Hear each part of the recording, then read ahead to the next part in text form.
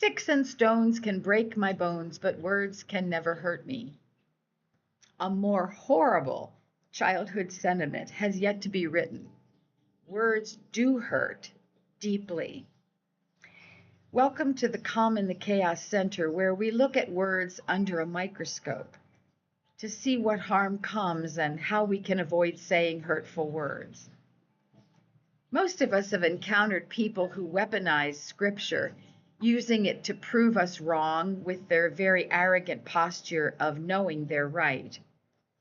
The words can not only sting momentarily, they can be carried in our hearts for lifelong pain. Sometimes words are said without intent of malice or harm, but they can carry a subtle meaning that dismisses or minimizes the listener. I know I've been guilty of using words that carried a meaning that wounded, even though that was not my intent. So let's break down some of these words and try to assure ourselves that we do not partake in their continued use. When words sound like love are actually twisted ways of controlling other people, spiritual harm can be veiled as caring. An example is when someone offers advice about salvation and says, "I'm just concerned for your soul." I've never had the feeling that their words are true. I can't believe that they're really that invested in my spiritual life, especially when they just met me or have no other deep connection to me. The phrase sounds manipulative, more like, "I want you to believe what I believe, and I want you to join our club," than it does like, "I'm truly concerned about your well-being." The words imply that I'm not on the right path, not doing the right thing, and the speaker knows what's best for me. I'm not doubting that there are people who genuinely do care about others' souls. But when that caring is specific to a religious doctrine, it can feel more manipulative than true love. I recently said goodbye, the final goodbye, to a dear friend.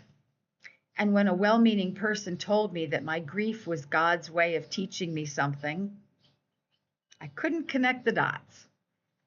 Now, don't get me wrong. I do believe that we are in a planetary classroom and we can learn from every experience we encounter. But I do not believe that God intentionally causes us to suffer and grieve to teach us something. Difficult situations are abundant in this mortal life, but it's up to us to experience the world as we need to, all in the right time frame of each life. God did not make my friend die so I could learn something. I realized the speaker was trying to comfort me, but it did not reach that goal. Another way that words are used to twist a person around is by making it sound as though our natural responses of fear, grief, loneliness, reactivity, and such are judged as flaws of the soul that need to be fixed. These are all human emotions and ways of being, and we are human. Learning to pause and respond rather than opt for a knee-jerk reaction can lead to more collective understanding in relationships. But having a sudden reaction to something is not a sin or a character flaw. Sometimes that response is appropriate. Now, if that is my only response to situations, I might consider learning new ways of responding to the world. But jumping into a conclusion is not always a character flaw, and it's most definitely not a sin. Another example comes from a woman who is fearful of so many things, of heights, of flying, of people whose first language is not English. The list goes a long way. Living in fear can create a life that is small or less than it could be, but it doesn't give license to others to comment on their way of life as a character flaw or a sin. I officiate memorial services and funerals and have a small collection of well-worn phrases that I hope we can eliminate from our deathbed conversations. Let's try to avoid cliches and platitudes. I'm always wary of sentences that begin with the words, well, at least. Those unnecessary words ignore the pain of the listener and they minimize their grief, citing a situation that could be worse. Here's an example. At least she had a good life. Yes, my mother lived to 93 and had a life worth celebrating, but my grief has nothing to do with her longevity. Grief is about my feelings right now, not how long she lived on earth. Saying this phrase can ignore the mourner's pain and feelings. He's in a better place. I wish I could respond, well, that's not for you to assess. I liked having him right here to hug and help with dinner and converse about our lives. To me, you're simply wrong. Of course, I do not say those words. She's finally with Jesus. Well, not knowing the faith tradition of the deceased or of me, a person is taking a great risk saying those words. We need to be careful. How about, I know what you're going through? It is so very tempting to try to connect dots between the two of you by reviewing an incident or loss that is similar to theirs. But this is not helpful. First of all, none of us truly knows what another person is feeling. And second, putting the focus on myself and pulling away from the mourning person is just rude. This last one is one of my biggest challenges.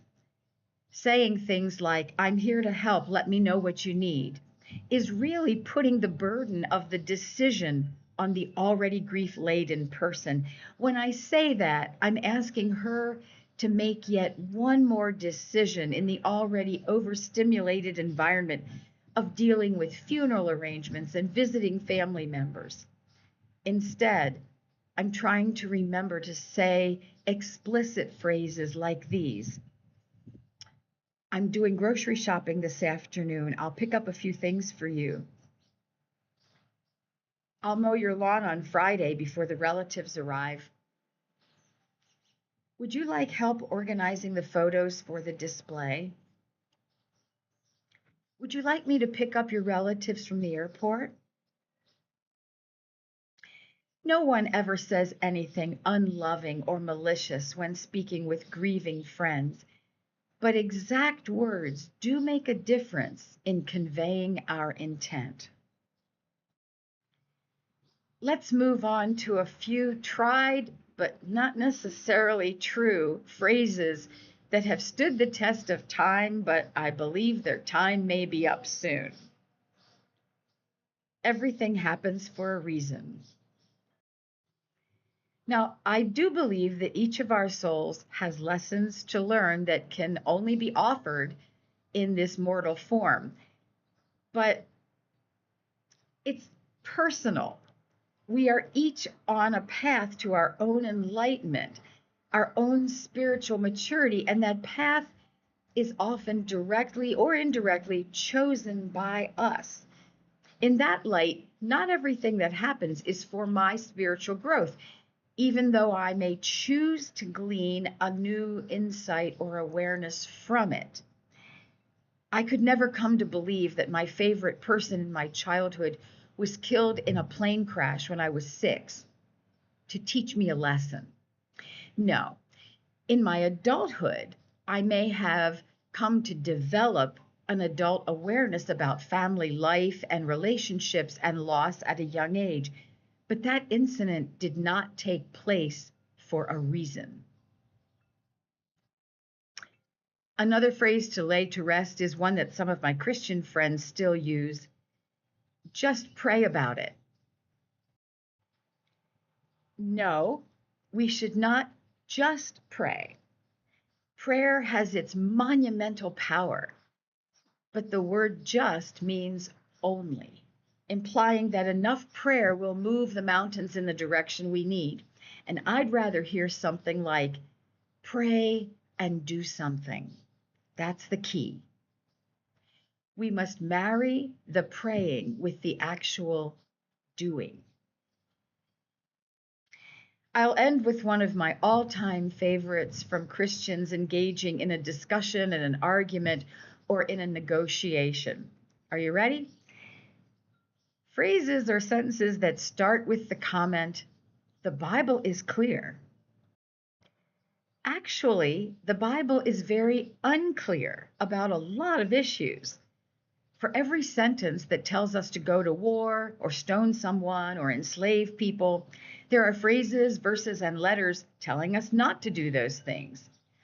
The hill I will die on in Bible discussions is that we must read the stories, the history, the poetry, the letters, but read them with hearts and minds that remember the words in Greek, Hebrew, and Aramaic have been translated many, many times. And the translators each heard and translated the words through their own cultural bias and their personal lens. Read the words, enjoy the words, love the words. But more than that, look behind the words at the lessons we can use to continue creating a world of the 21st century that honors one another.